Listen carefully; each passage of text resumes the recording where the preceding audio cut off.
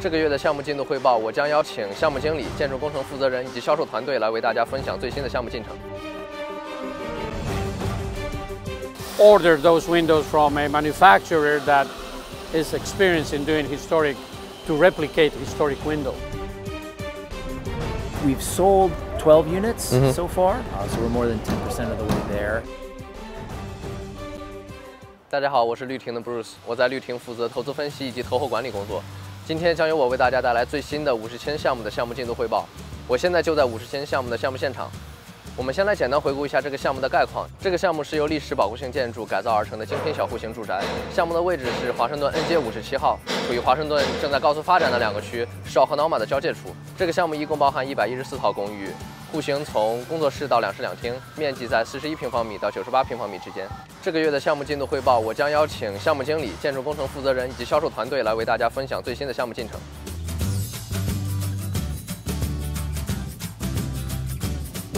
I'm very glad to have John, the project manager here. Hi John, thanks very much for being here with us for the interview. So how about we start with an overall update? So from a construction perspective, we got underway.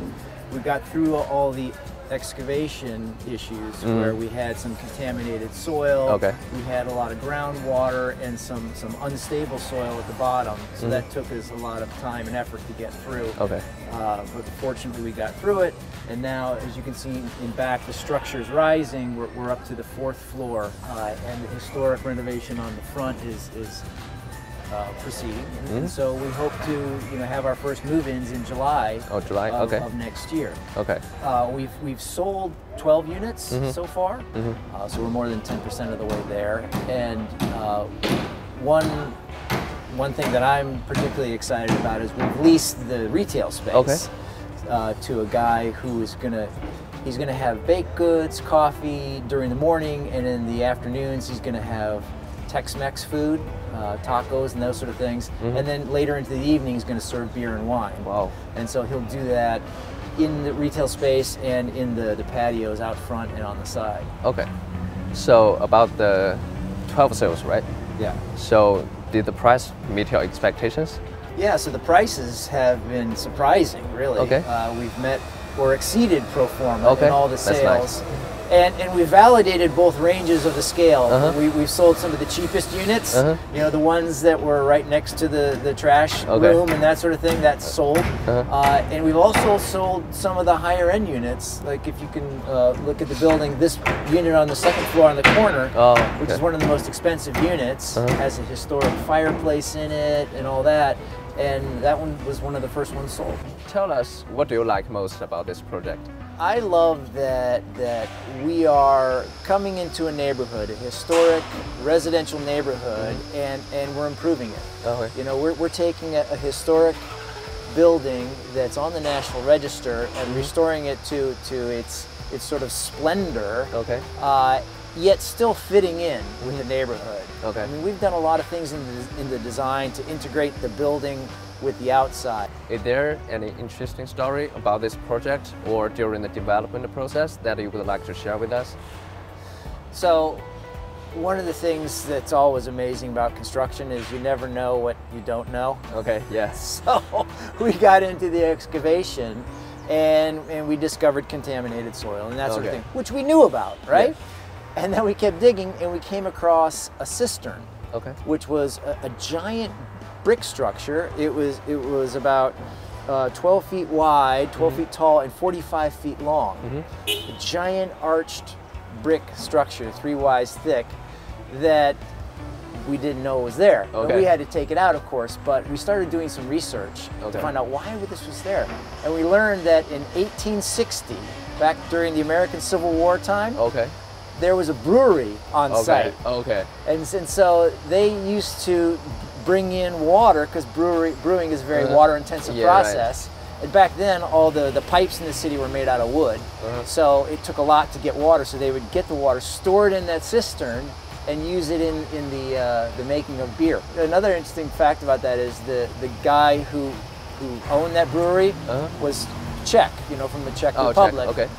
And the guy who is going to be running the retail here has Czech heritage. Okay. And so he's thinking about maybe he can get a beer made and name it after that original brewer and sell it here. So what's rewarding for me, because I've been involved from the project from the very beginning, is you have all these design ideas that you come up with, and you have reasons for doing them, and you just have to imagine them in your mind, how they're going to end up. Now that the construction is underway, you can start to see things take shape. And one of the things we were very careful about is to ensure that there's plenty of light in there, you know, from all angles. And so we put in very large windows from floor to ceiling and quite open. And so now, as you walk through, you can see just how big those windows are going to be, and it's going to be very special. I'm now here with Simon. Simon has over 25 years in real estate development and construction, and he oversees the construction of these projects. Hi Simon, thanks for being here with us for the interview. Thank you. So how about you starting with introduce the construction teams to us? Sure. So basically this is a 114 unit project. And what we have here is the historic building that's going to have 38 units. And over here we're going to have 76 units on the new building. Seagull Construction has hired different subcontractors to do the different trades. And they roughly have about, I would say at peak time, 60 to 80 people now.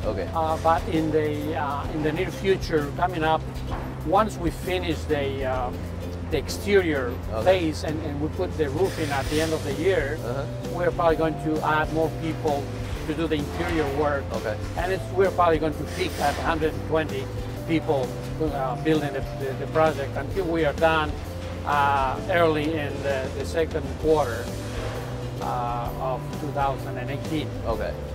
So our projected, we are targeted on schedule. So from outside of the historic building, I saw two different kind of windows and two different coloring of the roof. So could you tell us a little bit about that? Sure. So the historic facility, which you saw before, that's the Chapman Stable, which was built in the early 1900s. We have a different type of windows that we'll have over here in the other project. What we have at the on N Street, which is the main facade, we have historic windows, and they are wood windows. And so we have ordered those windows from a manufacturer that is experienced in doing historic, to replicate historic windows. All the windows are wood windows in the facade, and they'll be painted black after we are done.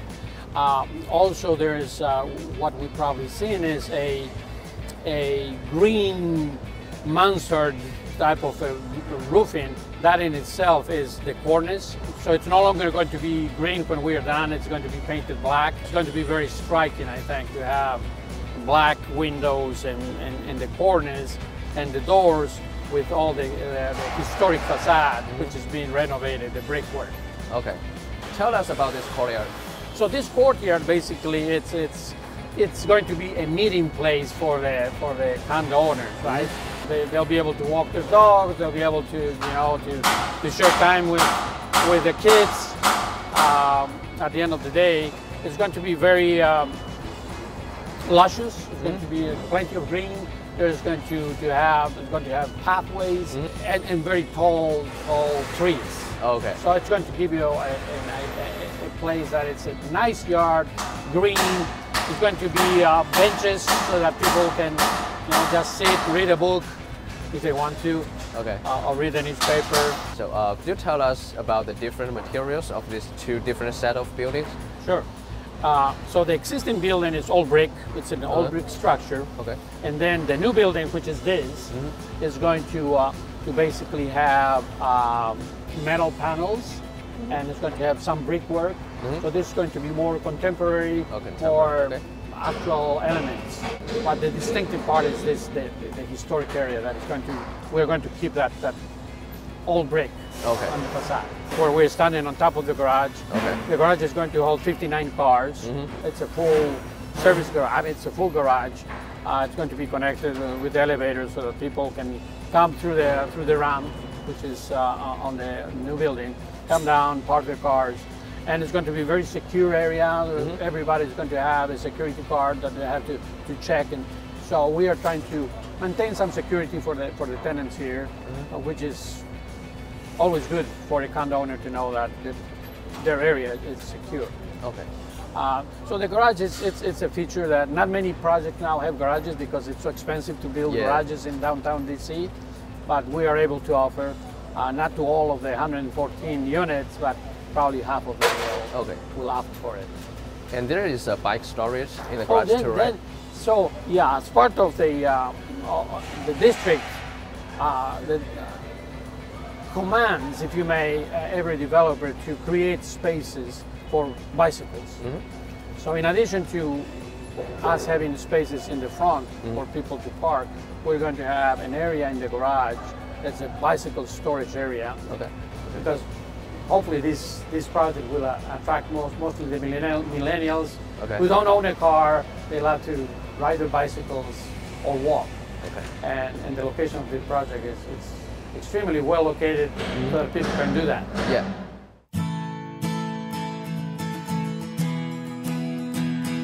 Now I'm here with Valerie. She's the sales manager of McWilliam and Ballard. She will talk about the sales progress of the 57N projects. Shall we start with the sales progress of the project? Absolutely, that's a great place to start. We started selling Chapman Stables, 57N Street, Washington, D.C. Northwest, this past spring, actually in April. We had a phenomenal response, and we have been putting people under contract ever since. In fact, we've sold our 12th unit. Oh, 12? Okay. So it's really exciting, and the sales pace has been very deliberate in the strategy of selling this early, in fact. But that's because of the buzz, this just tremendous buzz, level of interest in Chapman Stables. Okay. It's very exciting. So how many appointments do we have every week? Every week we are scheduling a minimum of 5 appointments on average. Okay. Some weeks are more, depending on obviously the month. August is always a little bit slower, but we are very consistent in not only the appointments we're scheduling, but just the level of emails and phone calls. My phone is constantly ringing with agents interested in bringing their clients in to schedule an appointment. Okay, so what are the questions you hear the most often from those home buyers, or what they care the most when they come here to seek a new home?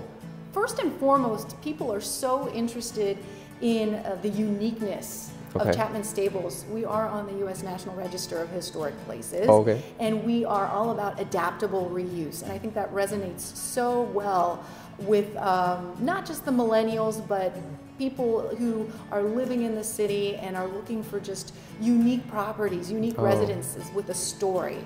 And Chapman definitely has a story. So that's where we're seeing a lot of interest generated, not to mention that we have so many types of floor plans to offer, right? From a first-time home buyer, a studio or a junior 1-bedroom, all the way to a 3-bedroom, 3-bath penthouse unit. And that, you know, you can be in the original building, you can be in our new building. It's just a lot of options in a market right now where there aren't that many options. So Chapman is exciting for that reason. And they're also very interested in our delivery date. So second quarter of 2018, I think is actually working in our favor because it's giving people the time that they need to make a decision like purchasing a condominium, to take advantage of the interest rates, and a very hot market, you know, here in DC.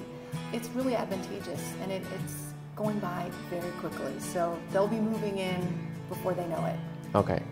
So can you tell us a little more about the social media we use to advertise the property? Yeah, I think social media is such a fantastic tool. The outreach and the people that we can engage through social media, obviously, we all know that, but in particular, it allows us to highlight the historic aspect that I already mentioned, right? But then all of the facts that buyers want to know, especially if they're a first-time home buyer. The millennials are obviously really plugged in, and so we can build a story of what is it like to live at Chapman, and that's actually our new campaign, or part of our new advertising and marketing strategy for social media specifically is, hey, if you buy a Chapman Stables, what's it going going to be like to live there, right? Okay. So where are you going to get your coffee in the morning, and where are you going to work out, and where are you going to have dinner with friends, and you know, all about this lovely kitchen that we're actually standing in right now is one of the sample kitchens for Chapman Stables, right? So